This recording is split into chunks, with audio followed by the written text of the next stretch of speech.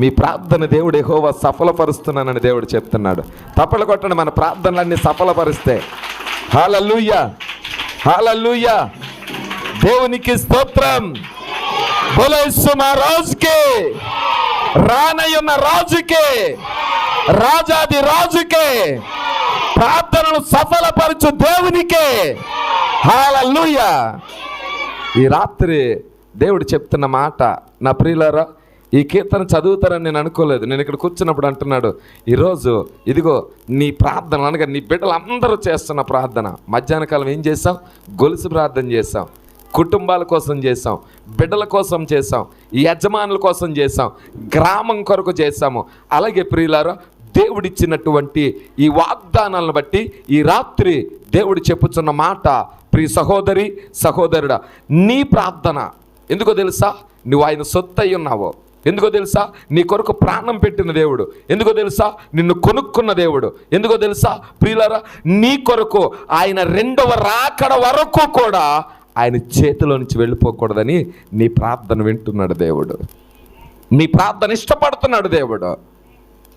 మనుషులు నిన్ను ఇష్టపడకపోవచ్చు, కానీ నీ దేవుడు నిన్ను కోరుకుంటున్నాడు. నీ దేవుడు నీ కుటుంబాన్ని కోరుకుంటున్నాడు. దేవుడు నీ ఒంటరితనంలో కూడా నీతో ఉన్నాను అని తెలియజేస్తా ఉన్నాడు. హల్లెలూయా, హల్లెలూయా. నీ బాధలో ఉన్నవాడు దేవుడు, నీ సంతోషంలో ఉన్నవాడు దేవుడు. కానీ దేవుడు అంటున్నాడు, దేన్ని బట్టి అతిశయపడుతున్నావు? దేన్ని బట్టి ఆనందిస్తున్నావు? దేనిని బట్టి?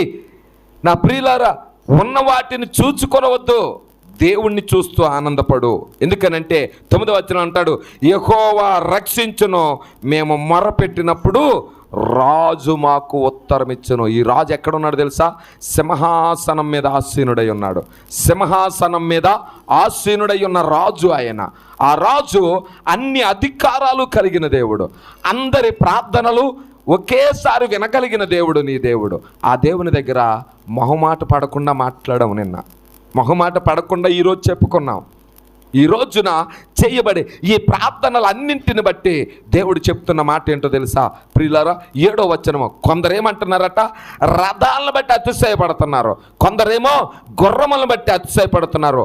మనమైతే మన దేవుడైన యెహోవా నామమును బట్టి అతిశయపడుదుము, అతిశయపడుదుము.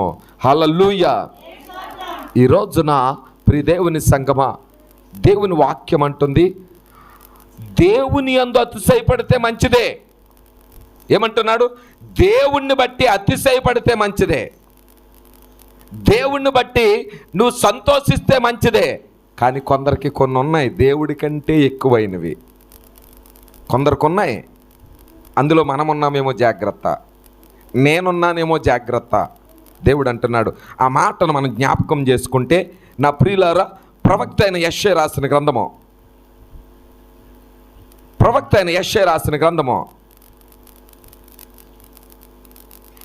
10వ అధ్యాయము, 10వ అధ్యాయము.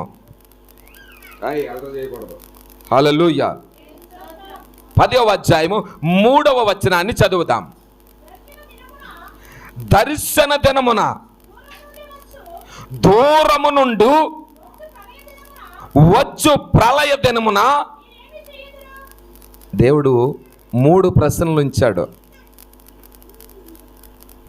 3 ప్రశ్నలు మన ముందు ఉంచాడు. ముందుగానేమో ఈ లోకములో దేవుణ్ణి బట్టి ఆనందిస్తే సంతోషమే,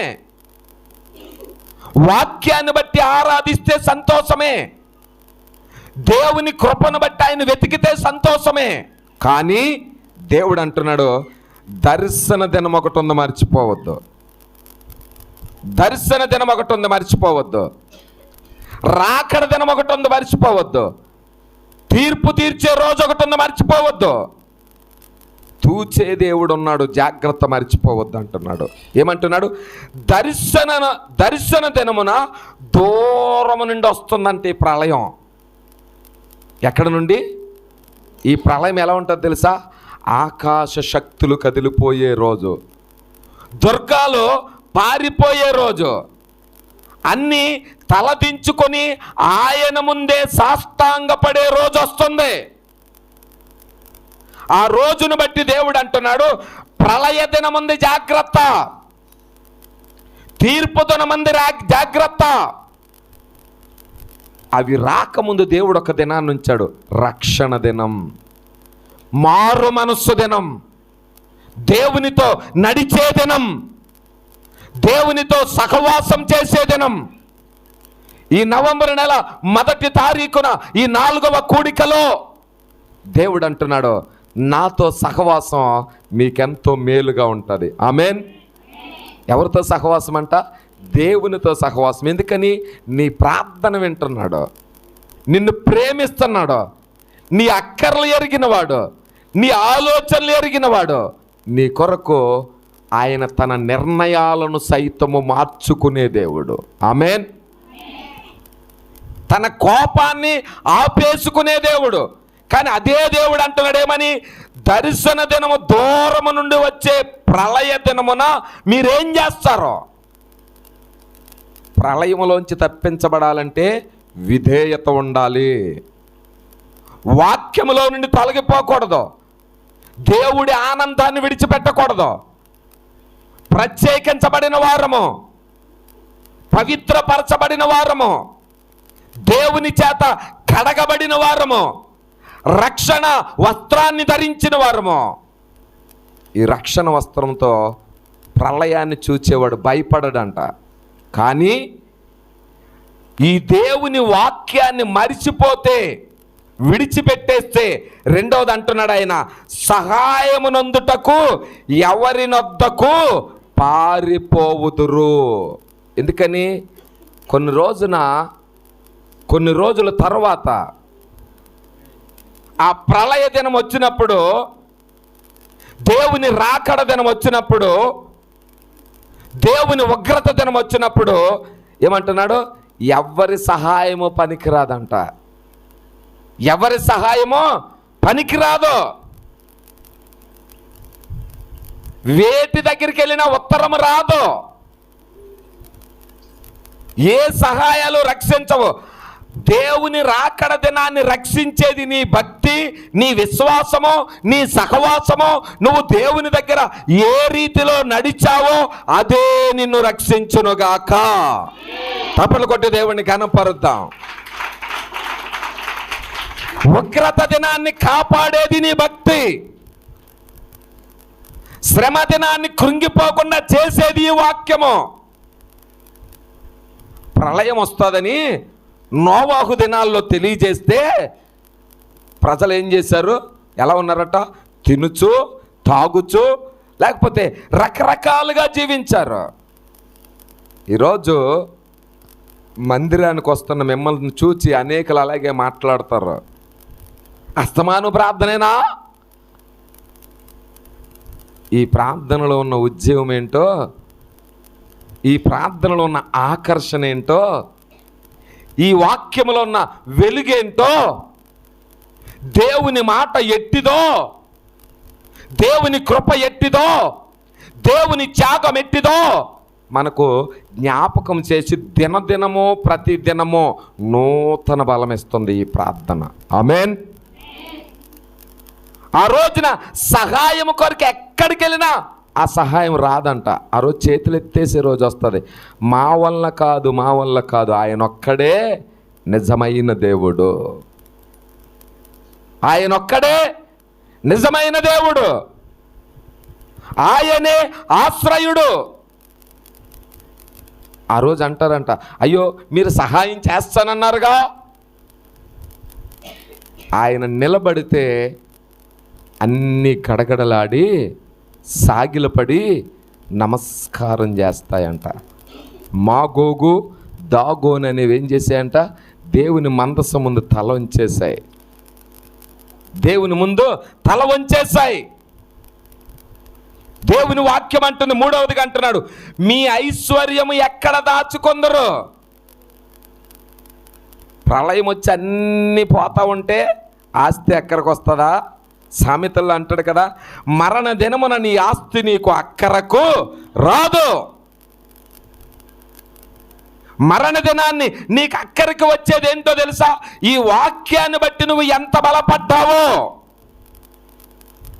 ఎన్ని అవమానాలు భరించి, ఎన్ని నిందలు సహించి, ఎన్ని దెబ్బలు సహించి కూడా ప్రార్థనలకు వచ్చారో కొంతమంది. ఆమేన్. తెలియనప్పుడు ప్రార్థనకి వెళ్తే ఊరుకుంటారా? కొన్ని పరిస్థితులు, నిందల మధ్య, అవమానాల మధ్య, బాధల మధ్య దేవుని సన్నిధిని నా ప్రియులారా, అన్న వృద్ధాప్యం వచ్చే వరకు ఏం విడిచిపెట్టలేదంట? మందిరాన్ని విడిచిపెట్టలేదు. మందిరంలో పని చేయటం మానలేదు, సేవ చేయటం మానలేదు. ఇదే వాగ్దానం అంటాడు. మీ ఐశ్వర్యము ఎక్కడ దాచుకుంటాం?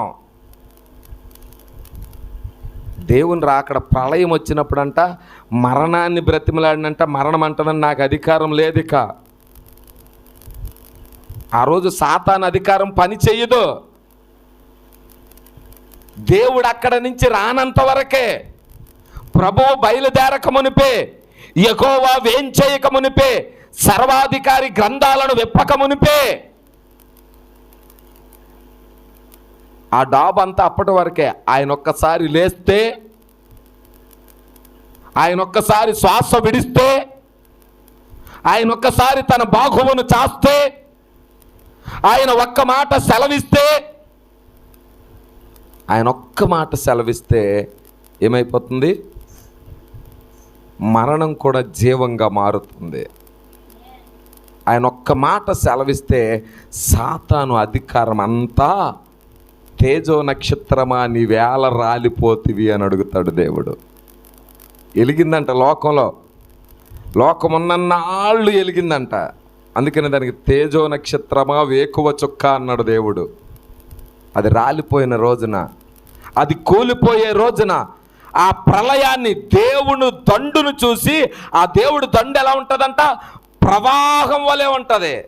యోవేలు గ్రంథంలో రాస్తాడు కదా, ఆయన ముందర మంటకాలును, ఆయన వెనక అగ్ని తగులును అంటాడు. ఆయన అగ్ని తగులుతుంది, మంట కాల్చుకుంటూ వెళ్ళిపోతుంది. జాగ్రత్త. దేవుడు అంటాడు నా ప్రియులారా, ఎందుకంటే ఇంకా కిందకు వెళితే 4వ వచనంలో అంటాడు, వారు చెరపట్టబడిన వారి క్రింద దాగుకొనుచున్నారు. ఎక్కడ దాక్కుంటున్నారంట? చెరపట్టబడినవి. అవే చెడిపోయిన వాటిలోనే జీవం లేదు. ఆ చెరపట్టిన వాటి కింద ఏం చేస్తున్నారంట? దాగుకొనుచున్నారు, హతులైన వారి కింద కూలుచున్నారు. ఇలాగు జరిగినను యెహోవా కోపము చల్లారలేదు, ఆయన బాహువు ఇంకా చాపబడి ఉంది. జాగ్రత్త, జాగ్రత్త.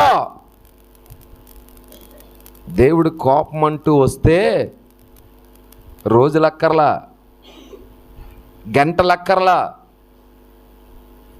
ఒక్క నిమిషం కోపమే మానవుడు తట్టుకోలేడు. మానవుడికి అది ఈ భూప్రపంచమే తట్టుకోలేదు. అందుకని దేవుడు అంటున్నాడు, ఇలాంటి పరిస్థితులు రాకమునిపే, ఇలాంటి స్థితులు రాకమునిపే దేవుడు చెప్తా ఉన్నాడు, నీ ప్రార్థన నాకు ఇష్టమైంది.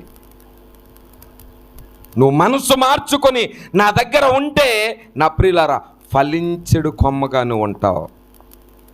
ఎవరు దేవుని మీద ఆనుకుంటారో దేవుడు అంటాడు, ద్రాక్ష వల్లిని నేను, ఈ వల్లితో మిమ్మల్ని అందరిని ఏం చేస్తానన్నాడో అంటు కడతాడో. ఆ రుచిని, ఆ బలమును, ఆ శక్తిని దేవుడు మనలో నుండి, వారు దేవుని నమ్మిన తర్వాత వారి జీవితము ఆశీర్వాదకరంగా మారింది. వారు మేలులకు ప్రతిగా నిలబడగలిగారు. వారిని ఆశీర్వదించుట మేము చూచాము, వారి జీవితాల్లో మార్పును మేము తెలుసుకున్నాము అని నిన్ను గురించి ఇతరులు సాక్ష్యము చెప్పే స్థితి రావాలి. ఆమేన్. అట్టి భక్తి మనము నేర్చుకోవాలి, చెయ్యాలి, చదవాలి, ఒకరినొకరు బలపరుచుకోవాలి.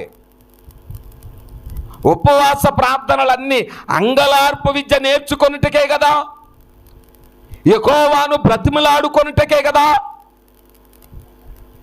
తప్పిపోయిన మార్గాన్ని మరలా తెలుసుకునేందుకే కదా. ఏ ద్వారాలను మర్చిపోయామో ఆ ద్వారాలు తెరవబడేటట్లు కదా ప్రార్థన. హృదయాలు చింపుకొని అంగలార్చుట దేవుని కొరకే కదా. అంటే దేవుని దయ మన మీదకి వచ్చేటట్లుగా. ప్రియ సహోదరి సహోదరులారా, ఈ రాత్రికాల సమయంలో ఆయన అంటున్నాడు, నీ ఐశ్వర్యాన్ని ఎక్కడ దాచుకుంటావు? అక్కడికి వస్తుందా? అక్కడికి వస్తుందా? డబ్బులు మారిపోయినప్పుడు రాలేదా చాలామందికి తిప్పలో? మర్చిపోయారేమో కొంతమంది. డబ్బుల కోసం లైన్లో నిలబడి బ్యాంకుల కాడికి వెళ్ళి ఆ నోట్లు ఎప్పుడు మారతాయి, డబ్బులు ఎప్పుడు తెచ్చుకోవాలి. నేను అంటాను, నోట్లు మారిపోతే పర్లే, నీలో నుంచి వాక్యం మారిపోకూడదు. ఆమేన్. రక్షించబడిన వారు మారిపోకూడదు. ఆ రక్షణలో అంతకంతకు ఎదగాలి. రక్షించబడిన వాడు రక్షణను మర్చిపోకూడదు. యేసయ్యను ఎరిగిన వాడు యేసులో వర్ధిల్లాలి. ఏవి అక్కరకు రావు. ఉగ్రత దినాన్ని అక్కరకు వచ్చేది నువ్వు నూతనంగా పొందుకున్నావే. ఎహెజ్కేలు గ్రంథంలో అంటాడు కదా, నూతన హృదయాన్ని నేను మీకు ఇచ్చేదను. అయితే ప్రియులారా, ఆ వాక్యంలోనికి వెళ్లే ముందు దేవుడు అంటాడు, ప్రియమైనటువంటి సహోదరులారా, ఎందుకంటే యెషయా గ్రంథంలోనే 17వ అధ్యాయంలో 7వ వచనములో ఆయన ఒక మాటను రాస్తూ ఉన్నాడు. ఆ దినమున వారు తమ చేతులు చేసిన బలిపీఠముల తట్టు ఎందుకు చూడరు? ఉగ్రత దినాన్ని చెక్కలో మొక్కలో టెక్కలన్నీ కొట్టుకుపోతాయి. దేవునికి స్తోత్రం. ఏమవుతాయి? చెక్కలో మొక్కలో టెక్కలన్నీ కొట్టుకుపోతాయి. గట్టిగా వరదలు వస్తేనే మహావృక్షాలు ఏమైపోతున్నాయి. నేను మొదటి రోజు చెప్పాను, ఏమని? గాలి వేస్తున్నాడు, బయటికి వెళ్ళి చూసింది. గాలి వేస్తుంది, హెచ్చరిక చేసినాడు, ఇంట్లో ఉండాలిగా. వాకట్లోకి వెళ్ళి చూసింది, ఆ తాడి చెట్టు మీద పడిపోయింది. ఆ తాడి చెట్టు మీదడి రెప్పపాటులో పోయింది. ఇందాక గమనించండి, చదివిన వాక్యం, దర్శన దినమని ఏమవుతుందంట? ఆ దినము అన్నాడు. అందుకే దేవుడు, అది ఏ దినమో? దర్శన దినం, దేవుని ఉగ్రత దినం. ఆ దినమును ఏమైపోతాయంట? తమ చేతులు చేసిన బలిపీఠముల తట్టు చూడరు. ఎందుకని? అవి మాట్లాడవో, చూడవో, వినవు. దేవుడు పరిశుద్ధ గ్రంథంలో రాసిన మాట ఇది. ఆ బలిపీఠముల తట్టు చూడరు. ఇంకేమంటారు? దేవతా స్తంభమునైనను సూర్య దేవత ప్రతిమలనైనను తమ చేతులతో చేసిన దేనినైనను లక్ష్యం చెయ్యం. ఆ రోజు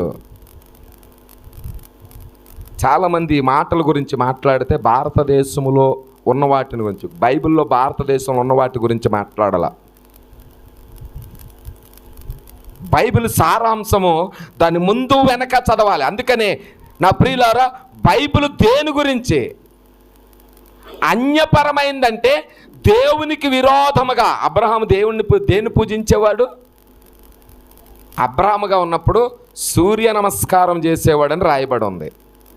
అప్పుడు సత్యదేవుడు అతనికి ప్రత్యక్షమై అన్నింటిని విడిచిరా అంటే ఆస్తిని కూడా విడిచిపెట్టి వచ్చేసాడు ఆయన. తప్పని కొట్టి దేవుని గనపరచు. హల్లెలూయా. ఏమంటున్నారు? సూర్య దేవత ప్రతిమలకైనను తమ చేతులు చేసిన దేనినైనను లక్ష్యము చేయరు. ఎందుకంటే అవి అక్కరకు రావు, అవి రక్షించలేవు, అవి కాపాడలేవు. నా ప్రియులారా, కాపాడేది ఒక్కటే, వాక్యమనే రక్షణ వాడ. ఎందుకని? వాక్యమే దేవుడై ఉన్నాడు. వాక్యమే దేవుడు. ఒకే వాక్యములో ఉన్న దేవుడు బహుళత్వాన్ని కలిగిన వాడు. వాక్యములో ఉన్న ఈ దేవుడు బహుళత్వాన్ని కలిగిన వాడు గనక ఈ బహుళత్వంలో నుంచి వచ్చిన దేవుడు ప్రియులారా, ఆయన అంటున్నాడు, ఏమంటున్నాడు? మానవులు తమను సృష్టించిన వాని వైపు ఆ రోజు వస్తారంట. ఎక్కడికి? అప్పుడెప్పుడో పాస్టర్ గారు చెప్పారు, అప్పుడెప్పుడో యాకోబు తాతయ్య గారు చెప్పారు. యాకోబు గారు కదా, యేసేపు గారు. ఈ దేవుడు గుర్తుకొస్తాడంట. ఇక్కడ అంటున్నాడు, అందుకనే మానవులు తమను సృష్టించిన వాని వైపు. ఎవరికి ఉందండి ఇలాంటి బిరుదు?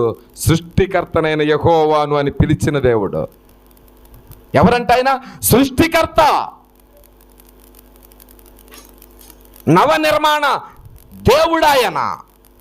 మానవాళికి ఏమేమి కావాలో అన్నింటినీ నిర్మించినవాడు, నిర్ణయించినవాడు, శాసించిన దేవుడు, తయారు చేసిన దేవుడు. ఆయన ప్రతి వాగ్దానమును మనందరి కొరకు సిద్ధపరిచిన దేవుడు ఆయన. హల్లెలూయా. ఈ రాత్రి దేవుడు అంటున్నాడు, నా ప్రియులారా, నిన్ను సృష్టించిన సృష్టికర్తను జ్ఞాపకం చేసుకో. నీ సృష్టికర్తను స్మరణకు తెచ్చుకో. ఆయన చూపినటువంటి ఆ వాగ్దానములు, ఆ ప్రమాణములు, ఆయన నెరవేర్చిన ప్రతి కార్యాన్ని నా జీవితాలలో నిలబెట్టుకుని నెరవేర్చుకునేందుకు దేవుడు మరలా పిలుపునిస్తున్నాడు. నీ సృష్టికర్తను గుర్తుకు తెచ్చుకో. ఆయన నామస్మరణ చెయ్యి. ఉదయకాల సమయంలో మనం ధ్యానించాము ఏమని? వేకువ ప్రార్థన. వేకువను ఆయన ఆరాధించే స్థితి, ఆయన యందు ఆనందించే ఆ సమయము నా జీవితాలలో ఈరోజు లోటుగా ఉన్నది. అందుకని అంటున్నాడు, నా ప్రియ దేవుని సంగమా, మానవులు తమను సృష్టించిన వాని వైపు చూతురు, వారి కన్నులు ఇశ్రాయేలు యొక్క పరిశుద్ధ దేవుణ్ణి లక్ష్య పెట్టును. నువ్వు దేవుణ్ణి లక్ష్య పెడితే నా ప్రియులారా, దేవుడు అంటున్నాడు, నీవు నమ్మిన దేవుడు రోషం కలిగిన వాడు. ఎలాంటి వాడైనా రోషము కలిగిన దేవుడు. ఈ దేవుణ్ణి ఎవరికి సాటి చెయ్యలేవు, ఎవరితో పాల్చలేవు. ఎందుకంటే వేల్పులలో ఈయన వంటి వారు లేరు. నీ సృష్టికర్త ప్రతి దినమును మనకేం చేస్తున్నాడు? బహుమానంగా ఇస్తున్నాడు. ఈ ఊపిరిని పీల్చమని, ఈ ఊపిరిని విడవమని దేవుడు నీకేం చేస్తున్నాడు?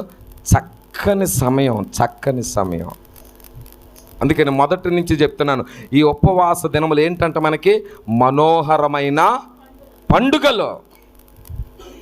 క్రీస్తు లేని పండగలన్నీ దండగా, క్రీస్తు జరిగే పండగలో నీకు హృదయ శుద్ధి రాకపోతే దండగా. నీ సృష్టికర్త జ్ఞాపకం రావాలి. నీ రోదనకు జవాబిచ్చేవాడు ఆయన. అందుకని ఈరోజు మన అంశము, నీ ప్రార్థన ఆయనకి ఇష్టమయ్యింది. నీ ప్రార్థన ఆయన ఇష్టపడుతున్నాడు. ప్రార్థించే వారి వైపు ఆయన చెవులు, ఆయన కనుదృష్టి ఉంటుంది. అక్కడ సొలొమోను ఒక వరం అడిగాడు. అందుకే ఏమని? ఈ మందిరములో జరిగే ప్రార్థన మీద నీ దృష్టి ఉంచయ్య. అది ఏ మందిరమైనా, అది ఏ పరిస్థితి అయినా, కానీ నీ సృష్టికర్త నీకు జ్ఞాపకం రావట్లేదు. ఈరోజు ఏం జ్ఞాపకం వస్తున్నాయి? నీ అప్పులు గుర్తొస్తున్నాయి, నీ బాధలు గుర్తొస్తున్నాయి, నీకున్నటువంటి ఐహికమైన అన్ని విచారాలు గుర్తొస్తున్నాయి. కానీ నీ సృష్టికర్తను గుర్తు చేసుకుంటే దేవుడు అంటున్నాడు ఒక్కటే, నీ సమస్యలన్నిటికీ దేవుడు ఒక్కటే జవాబు ఉంచాడు పరిశుద్ధ గ్రంథంలో. ఏమని? నా నీతిని, నా రాజ్యాన్ని వెతకండి, అవన్నీ మీకు. నువ్వు నీతి లేకుండా ఎంత గగ్గోలు పెడితే ఏం ప్రయోజనం? ఆయన రాజ్యానికి వెళ్ళాలని సిద్ధపాటు లేకపోతే, ఇందాక మనం చదివాం కదా, ఆస్తి అక్కరకు రాదు. ఏమన్నాడు ఆయన? ఇందాక మనం చదివాం కదా, మీ ఐశ్వర్యం ఎక్కడ దాచుకుంటావు? ఆ మహా ఉగ్రత దినాన్ని దేవుడు వేంచేసే రోజున ఆయన కదలనంతసేపే, సింహాసనాన్ని విడవనంతసేపే, ఒకసారి విడిచి దీనుడై వచ్చాడు భూమి మీదకి. మానవాళి విడుదల కొరకు మానవుడులా మారాడు. 3.5 సంవత్సరాల పరిచర్యలో ప్రపంచానికి దిక్సూచిగా నిలిచాడు ఆయన. సిలువకు ఎక్కాడు. సిలువలో ప్రాణత్యాగం యొక్క పరిశుద్ధత ఏంటో చూపించాడు.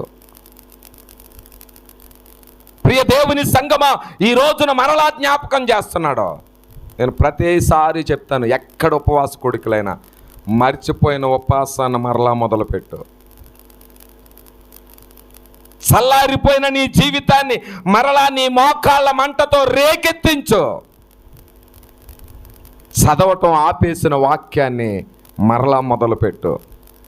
అందుకని అంటున్నాడు, ప్రియ దేవుని సంగమా, ఆయన చెప్పుచున్నటువంటి మాటలు జ్ఞాపకం చేసుకుంటే ఆయన అంటున్నాడు, వారి కన్నులో ఇశ్రాయేలు యొక్క పరిశుద్ధ దేవుణ్ణి లక్ష్య పెట్టును. నీ కన్నులు ఎవరి వైపు చూస్తున్నాయి? ఈరోజు మన కన్నులు ఎవరి వైపు ఉన్నాయి? కన్నుల గురించి దేవుడు తన యొక్క పరిచర్య బాగా కాలంలో ఒక మాటను రాశాడు. నీ కన్నులు వెలుగుమయమై ఉంటే నీ దేహము వెలుగుమయంగా ఉంటాయి. చేతులు జోడించి చెప్తాను, చదువు వచ్చిన వాళ్ళందరూ కళ్ళు ఉండగానే, కంటి చూపు పోకముందే, ఇంకా బాగా చెప్పాలంటే మీకు గాయం తగిలేలా చెప్తాను, నీ ప్రాణం పోకముందు బైబిల్ చదువు. బ్రతికొండగానే ఈ సృష్టికర్త వైపు చూడు. నీకు ఆశ్రయమైన వాడిని ఆశ్రయించు.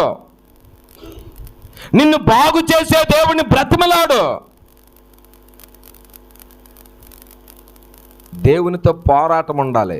యాకోబు ఏం చేశాడు? రాత్రి తెల్లవారులు బ్రతిమలాడాడు, పోరాడాడు. నన్ను ఆశీర్వదించే వరకు, కార్యం జరిగే వరకు దేవుని వైపు చూపు తప్పించకు. కార్యం జరిగే వరకు, జరిగిన తర్వాత పడిపోకూడదు సుమా. అందుకని వాక్యం అంటుంది, ఎందుకంటే ఆయన యందు నీ లక్ష్యం ఉంచితే దేవుడు అంటాడో, ఏదైతే పోగొట్టుకున్నావో దాన్ని తిరిగిస్తానంటాడు. యెహెజ్కేలు గ్రంథంలో ఆ మాటలు ఆయన తెలియజేస్తాడు. అందుకనే ప్రియ దేవుని సంగమా, యెహెజ్కేలు గ్రంథము 36వ అధ్యాయము 33వ వచనం నుండి చదువుదాం. మీ దోషముల వలన మీకు కలిగిన అపవిత్రతను నేను తీసివేసి, గమనించండి, దేవుడు మనకు సూటిగా చెప్తున్న మాట ఏమంటున్నాడు? ఈ ఉపవాస కాలములో దేవుడు ఏమంటున్నాడు?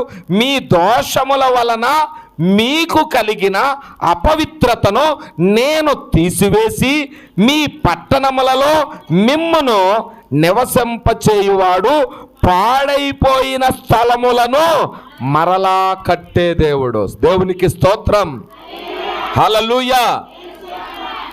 పట్టణాలు పాడైపోవటం ఏంటి? పాడైపోయిన పట్టణాలంట.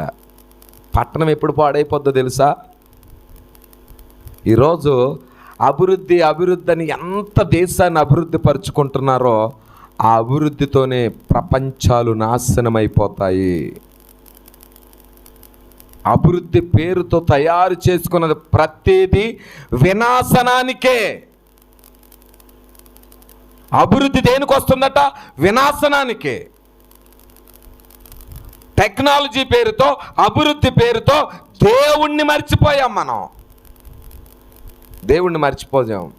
ఈరోజు ఏ దేశం దగ్గర మంచి మంచి బాంబులు ఉంటే, ఎన్ని అణుబాంబులు ఉంటే అంత గొప్ప. మన దేశానికి ఓ దేశం ఎప్పుడు సపోర్ట్ ఉంటుంది.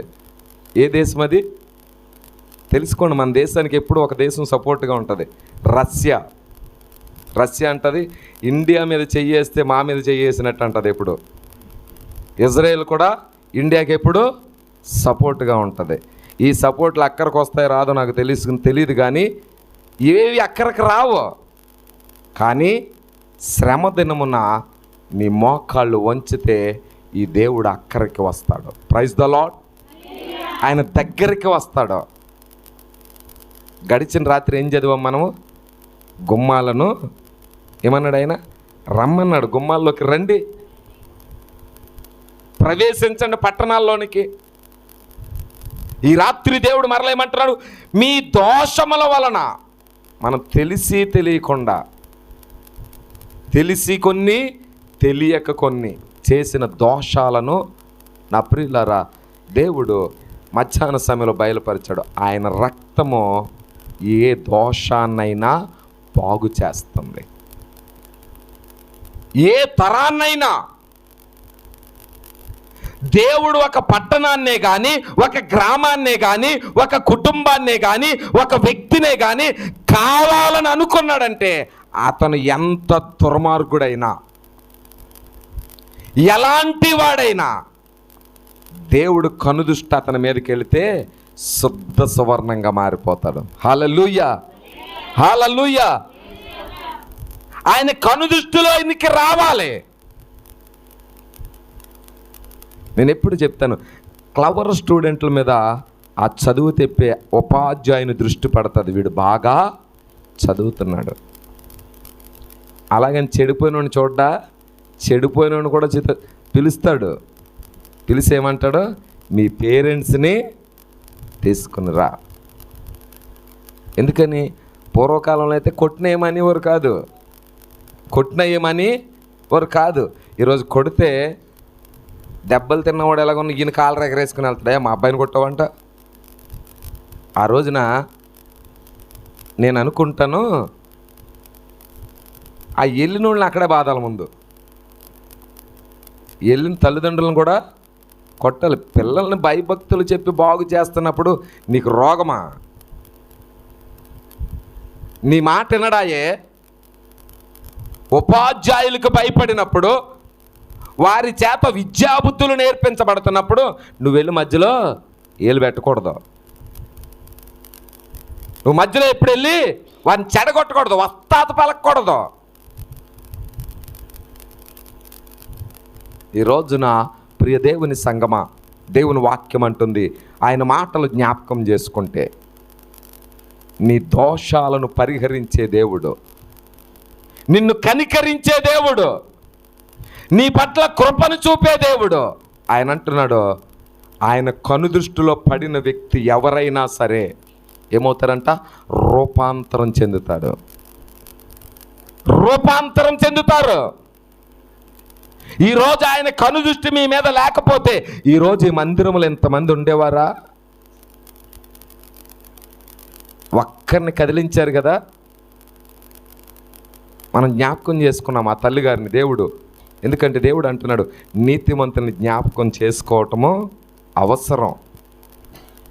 మొదటి ఆత్మ. ఎందుకో దేవుడు ఆ రోజు దర్శించాము. దేవుడు అన్న, నువ్వు సిద్ధపడు, నీ దినములు పూర్తయ్యాయని దేవుడు చెప్పిన ప్రవచనం గతించిందా? వెళ్ళారా? బెరాయల్ గ్రౌండ్ కార్యక్రమానికి ఎంతమంది వెళ్ళారు? చేతులు ఎత్తండి.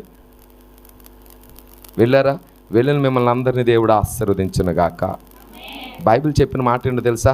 సంతోషించే వారికి పరిగెట్టకండి, దుఃఖంతో ఉన్న వారి ఇంటికి వెళ్ళి జ్ఞాపకం చేసుకోండి. అంతేగాని చనిపోయిన ఇంటికి వెళ్ళి పనికిరాని పరామర్శలు చేయకండి.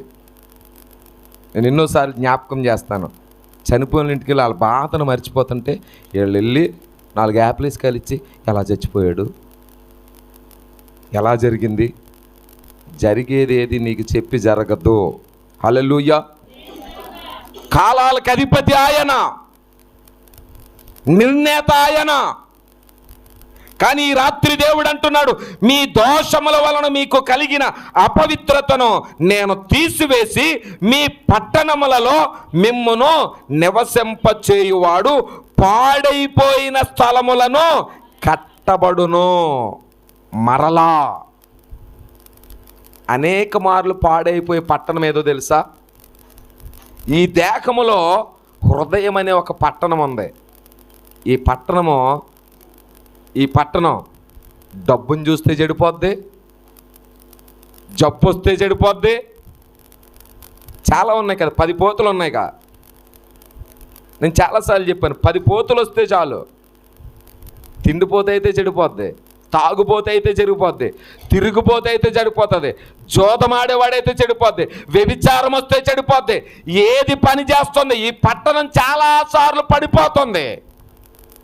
దేవుడే వ్రాసాడు కదా, హృదయము అన్నిటికన్నా మోసకరమైంది. చాలామంది హృదయం కన్నా శరీరాన్ని బట్టి కూడా అతిశయపడతాంగా. శరీరాన్ని బట్టి చాలామంది అనుకుంటారు, నేను ఎంత తెల్లగా ఉంటాను తెలుసా. మరి నీగ్రోవులు నల్లగా ఉంటారు, వాళ్ళందరూ ఎవరు చెప్పుకుంటారు? దేవునికి స్తోత్రం.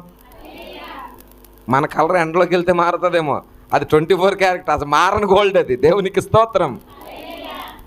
అది మారదుగా. మారతారా వాళ్ళు?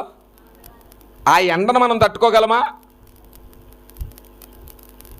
అందము సౌందర్యము వాడిపోతుంది, జాగ్రత్త. భూమిలో మొలిచిన లేత గడ్డి వలె నీ అందం ఉందేమో, అది ఒకరోజు ఏమవుతుందంట, వేడిమి చేత ఎండిపోతుంది. పాడైపోతున్న ఈ హృదయం అనే పట్టణాన్ని దేవుడు పలుమార్లు ఈ రక్షణ వస్త్రాన్ని జ్ఞాపకం చేస్తా ఉన్నాడు. ఇదిగో నిన్నిలా అలంకరించాను, నిన్నిలాగా సౌందర్యవతిగా చేశాను. కానీ పైకి మాత్రము ఎలా ఉన్నామో, పైకి మాత్రం సౌందర్యంగా ఉన్నాం, లోపల పట్టణం ఏమైపోయింది, పాడైపోయింది. ఎందుకని? ఈ హృదయానికి వాక్యము నచ్చట్లా. ఈ హృదయానికి ఏమి నచ్చుతుంది? నేత్రాస. కన్నులతో చూసేది అన్నీ నచ్చుతున్నాయి. ఆమేన్. మరి కన్నులతో చదివే వాక్యం ఎలా ఉంటుంది? ఈ వాక్యము విధేయత కలిగినది, ఈ వాక్యము పరిశుద్ధమైనది. అందుకని అంటున్నాడు, మరలా కడతానంటున్నాడు. ఎలా కడతాడు తెలుసా ఆయన? ఆ మరలా ఎలా కడతాడు? 26వ వచనంలో అంటాడు, నూతన హృదయాన్ని మీకు ఇస్తాను. ఎప్పుడు? ఈ ఉపవాసం అనే దీక్షను పెట్టుకున్నాక. కొన్ని దీక్షలు ఉంటాయి, మనలో కూడా కొంతమంది దీక్షలు చేస్తారు. రోమన్ మిషన్లో, ఆర్సీఎంలో వాళ్ళు కూడా ఏదో దీక్ష చేస్తారు నాకు తెలిసి. ఆ రోజు బట్టలు మార్చిపోతాయి, ఓ వైట్ డ్రెస్ వేసి ఓ టవల్ వేసుకుని జపమాల మెడలో వేసుకుని తిరుగుతారు. ఈ దీక్షలు పనిచేయవు. ఉపవాసం అనే దీక్షలో నువ్వు ఉన్న రోజున, నేను చెప్పాను కదా, ఉపవాసంలో నువ్వు కూర్చుంటే దేవుడు మనసు మారిపోవాలి. హల్లెలూయా. నువ్వు దీక్షను ప్రారంభిస్తే నీ రోదన, నీ మూలుగు, నీ విజ్ఞాపన, నీ స్తుతి ఆరాధన ఎలా రావాలి తెలుసా? ఇంపైన ధూప వేదిక, ఆ బలిపీఠం నుంచి లేస్తున్నది, ఆ సంఘములో నుంచి లేచే ఆ ధూప వేదికలో నుంచి పుట్టే మంట ఆ సువాసనగా మారి దేవుని సింహాసనం చెంతకు చేరాలి. ఆమేన్. నీ ప్రార్థన ఇంపైన ధూప వేదిక, ఇంపైన ధూపవేదిక. నేను ఆ వీడియో, మన ఉదయం చేసిన వీడియో చాలామందికి పంపితే, అయ్యో మాకు రాలేదు ఈ ఐడియా, చాలా మంచిగా చేశారు, మేము కూడా చేస్తాం. మనం నైజీరియా కొరకు ప్రార్థన చేసాం కదా, ఉదయం గొలుసు ప్రార్థన చేసాం అందరము కలిసి. ఏ ఒక్కరి కొరకైనా, నీ విరోధి కొరకైనా సరే ఈ దీక్షలో జ్ఞాపకం చేసుకుని ఈ వ్రత దినమున, ఈ నియామక దినమున నువ్వు ప్రార్థన చేస్తున్నావే, ఈ ప్రార్థన దేవుడు అంగీకరిస్తున్నాడు. అందుకని అంటున్నాడు, నీ పట్టణాన్ని మరలా కడతాను. ఎలా కడతాడట? నూతన హృదయాన్ని మీకు ఇచ్చేదను, నూతన స్వభావాన్ని మీకు కలుగజేసేదను. రాతి గుండె ఏమొచ్చిందంట? రాయిలాగా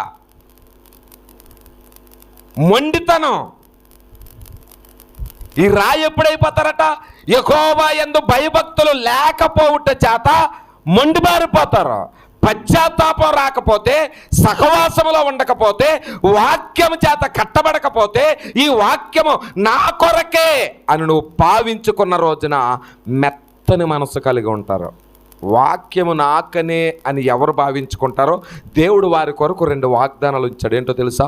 కరుణనొందించు ఆత్మ, విజ్ఞాపనము చేయు ఆత్మ వారి మీదకి పంపిస్తాను అన్నాడు. కరుణనొందించే ఆత్మ అంటే దేవుని కరుణ నీకు దొరికేటట్లు. విజ్ఞాపన అంటే ఇక ఏదీ లేదు, నా దేవునితో నేను మాట్లాడవలసిందే. ఇది నిబంధన. ప్రైజ్ ద లార్డ్, హల్లెలూయా. ఎందుకంటే దేవుడు తెలియచేసిన ఈ మాటలను నీవు గుర్తుకు తెచ్చుకొని ఏం తీసేయాలట? నీలో నుండి రాతి గుండెను మీలో నుండి తీసివేసి మాంసపు గుండె. మరి దేవుడు ముందే రాతి గుండె పెట్టాడు మనకి. ముందు పెట్టడం ఏం పెట్టాడు? నూతన మనస్సు, మాంసపు గుండెను పెట్టాడు. ఈ నూతన మనస్సును మనం ఏం చేసాము? మాయ మనస్సుగా మార్చేసాం. మాయ మనస్సుగా మార్చేసాం. వెనక్కి చూడొద్దు. దేవునికి స్తోత్రం, హల్లెలూయా. నేను నిన్న కూడా చెప్పాను, మెడ అటు ఇటు తిప్పకండి. బైబిల్లో రాయబడిన మాట, నీ కనుదృష్టి ఇటు అటు తిరగకూడదు. తిన్నగా నిలుపు దేవుని మీద, తిన్నగా నిలపండి. ఎందుకంటే దేవుని చేత నడిపించబడుతున్న వారులారా, మాంసపు గుండె ఏమైందంట? తినగా తినగా తేనె ఏమైందంట? చేదైపోయిందంట. వినగా వినగా వాక్యం ఏమైందంట? అప్పుడు ఎప్పుడు విన్నాం కదా, పోయిన సంవత్సరం విన్నాం. ఇది ఎప్పుడు విన్నాం? ప్రతి క్రిస్మస్కి గుర్తొస్తుంది, క్రీస్తు నేడు పుట్టిను. ప్రతి సంవత్సరం చేస్తున్నాంగా. మరి అలా అనుకుంటే 2 రోజులకు ఒకసారి కక్కల మొక్కలు తింటాం మానేస్తామా? తిన్నాయేగా. నేను ఎప్పుడు చెప్తాను, ఆదివారం వస్తే ప్రతిసారి గుర్తు చేస్తాను, ఆదివారం వస్తే బతికించే ఆ కూరగాయల కాడ ఎవడో ఉండడం, చచ్చిపోయినట్లకి చాలా డిమాండ్ ఎక్కువ. మళ్ళీ కొంతమంది చెప్తారు, ఈరోజు లైవ్ ఫిష్ అక్కడ వేస్తారు. నేను లైవ్ ఫిష్ తింటే బతుకుతావు బతకవో, లైఫ్ లాంగ్ బ్రతికించే వాక్యం ఇది. ఈ లైఫ్ లాంగ్ ఎక్కడా బ్రతికిస్తుంది, అక్కడ కూడా నిన్ను సజీవుడిగా ఉంచుతుంది దేవుని రాజ్యంలో. ఆమేన్. ఇది లైవ్, ఇది సజీవం. సజీవ యాగముగా తన శరీరాన్నే మన కొరకు సమర్పించిన దేవుడు. ఈ యాగములో పాలు పంపులు కలగటమే ఉపవాస దీక్ష. ఈ యాగాన్ని త్యాగాన్ని మరలా నెమరు వేసుకొని వారు బొబ్బలిడుచు కేకలెట్టారంట. నెహెమ్యా గ్రంథంలో రాస్తాడు. తమ పాపాలను ఒప్పుకొని ప్రార్థన చేశారంట. పరిస్థితులన్నింటినీ జ్ఞాపకం చేసుకొని ప్రార్థన చేశారంట. ఈరోజు మానవుడికి ఏం రావట్లేదు, ఈ రోజుకి ఏం రావట్లేదు. ప్రార్థన చేయమంటే నాకు రాదయ్య గారు అని చెప్పడానికి సిగ్గుపడాలి. నీకు ఇంకా ప్రార్థన రాలేదంటే పసిపిల్లలం కాదు కదా, పసిపిల్లలం కాదుగా. పోనీ ఏ ప్రార్థన రాకపోతే నేను చెప్తాను, నీకు ప్రార్థన రాకపోతే దేవుడు నేర్పించిన ప్రార్థన ఒకటి ఉందిగా బైబిల్లో. దేవుడు ఏ ప్రార్థన నేర్పించారు? పరలోకమందున్న మా తండ్రి, ఈ ప్రార్థనను నేర్చుకోండి. చేతులు జోడించి చెప్తున్నాను. ప్రార్థన రాకపోతే మా వైజాగ్ లాంగ్వేజ్లో చెప్పాలంటే పళ్ళు రాలిపోతాయని అర్థం. నీ శరీరంలో ఏది పాడవంది, గట్టివే ఉన్నాయి మన శరీరంలో పళ్ళు. మన కోపం వస్తే అంట కదా, కొడితే నువ్వు కొడితే పళ్ళు రాలుతాయేమో, దేవుడు కొడితే నువ్వు రాలిపోతావని అర్థం. నేను రాలిపోతానని అర్థం. ఎందుకో తెలుసా? దేవుడు అంటున్నాడు, ఎన్నిసార్లు గద్దించాలి, ఎంతమందిని పంపించాలి. చాలామంది అనుకుంటారు, ఈ ఉపవాస కోటాలు ఎట్టి ఆ సేవకుల్ని ఈ సేవకుల్ని ఎందుకు తీసుకొస్తారు, పాస్టర్ గారి డబ్బులు ఎక్కువైపోయా. మరి మనం ఎంత సందేహం మనకు తెలుసుగా, ఎంత సందేహం మనం తెలుసుగా. ఆ పాట ఉంటుంది, చక్కని పాట, కానుకల పాట. ఏం పాట అది? అమ్మగా జ్ఞాపకం చేయండి ఎవరన్నా. నీ దన్నము నీ గన్నము అలా అన్న టంగ మనకు 5 రూపాయల బిల్లు పడుతుంది పెట్టులో. ధనము, ఘనము, ఘనత, ప్రభావము, ఆస్తి, ఐశ్వర్యాలు ఇచ్చిన దేవుడు, ఈ మాట అంటూ నాకు ఇష్టం లేదు, నీ దేవుడు చిల్లర కోసం ప్రాకులాడేవాడు కాదు. నీ దేవుడు కాగితాల కోసం ప్రాకులాడేవాడు కాదు. యథార్థ హృదయంతో 2 కాసులు వేసింది ఆమె. ఎన్నేసింది? అంతకుముందు చాలామంది సమర్పించారు. దేవుని దృష్టి ఎవరి మీదకి వెళ్ళింది? 2. ఆ 2 కాసులు ఏంటో తెలుసా? నూతన హృదయము, మాంసపు గుండె. Praise the lord. తప్పలు కొట్టి దేవుని కనపరచు. హల్లెలూయా. మీకా గ్రంథంలో రాస్తాడు కదా, నా ప్రియులారా, ఇదిగో దేవుడు నీ ఎదుట ఉంచిన మార్గం ఏమిటి? నిన్ను లేవనెత్తిన పరిస్థితి ఏమిటి? ఎందుకు ఎంతమంది నిలబడి ఇన్ని వాక్యాలు చెప్తారు తెలుసా?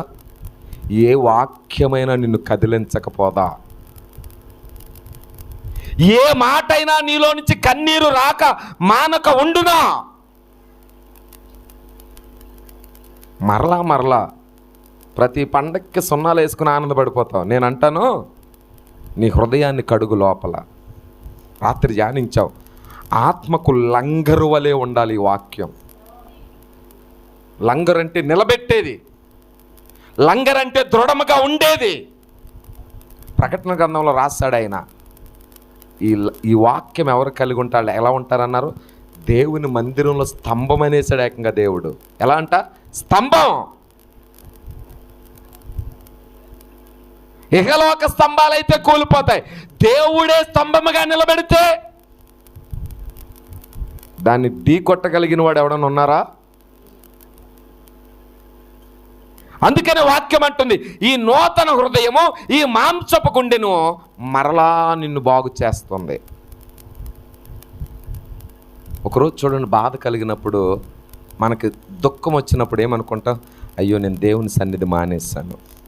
అడగకుండా రోజు నీలో ఏం పుడుతుంది? పశ్చాత్తాపం వస్తుంది. పశ్చాత్తాపం వస్తుంది. పశ్చాత్తాపంతో వచ్చే కన్నీళ్ళంట, రకరకాల కన్నీళ్ళు ఉన్నాయి. బైబిల్ ప్రకారం లెక్కేస్తే 7 రకాల కన్నీళ్ళు ఉన్నాయి. ఎన్ని రకాలు? దేవుడికి ఇష్టమైన కన్నీళ్ళు 8వ. పశ్చాత్తాప హృదయంలోంచి పుట్టిన కన్నీళ్ళంట ఆయన ఇలా ఒడిసి పడతాడంట. ఎందుకని? ఆ పశ్చాత్తాపంలో పుట్టిన కన్నీళ్ళు బుడ్డిలో వేస్తాడు దేవుడు. Praise the lord. చచ్చిపోతే వచ్చే కన్నీళ్ళు వేరు, నగా నట్ర పుట్ర పోతే వచ్చే కన్నీళ్ళు వేరు, పడిపోతే వచ్చే కన్నీళ్ళు వేరు. ఆపరేషన్ థియేటర్లోకి వెళ్ళేటప్పుడు వచ్చే కన్నీళ్ళు వేరు. కానీ ఉపవాస దినాన్ని ఎందుకు దేవుడు ఉపవాసం చేయమన్నాడు? ఎన్ని ఉపవాసాలని చెప్పాను? ఎన్ని నెలల్లో ఉపవాసాలు అని చెప్పాను? ఆన్సర్ రాకపోతే మాత్రం మర్యాద ఉండదు. చాలా చక్కగా చెప్పాను నేను. 4వ నెల, 5వ నెల, 7వ నెల, 10వ నెల. వీటితో పాటు ఇంకొక ఉపవాసం కూడా ఉంది. ప్రతి అమావాస్యకి ఉపవాసం ఉండి ప్రార్థన చేయమని ఉంది. అమావాస్య అంటే చచ్చిపోతారు చాలామంది. ఇవాళ అమావాస్య. ఏ వాస్య? అమావాస్యని నువ్వు తలంచుకుంటున్నావు అంటే పులిని చూసి నక్క వాతలు ఎట్టుకుందంట. అమావాస్యలో నువ్వు మోకరించి, ఎందుకని? చీకటి శక్తుల అధికారాన్ని అనగదొక్కే ప్రార్థనది, అంధకార శక్తుల మీద జయమిచ్చే ప్రార్థనది. ఏ కదలికనైనా దాన్ని కుక్కటి వేళ్లతో పెకలించే ప్రార్థన అమావాస్య ప్రార్థన. ప్రియదేవుని సంగమా,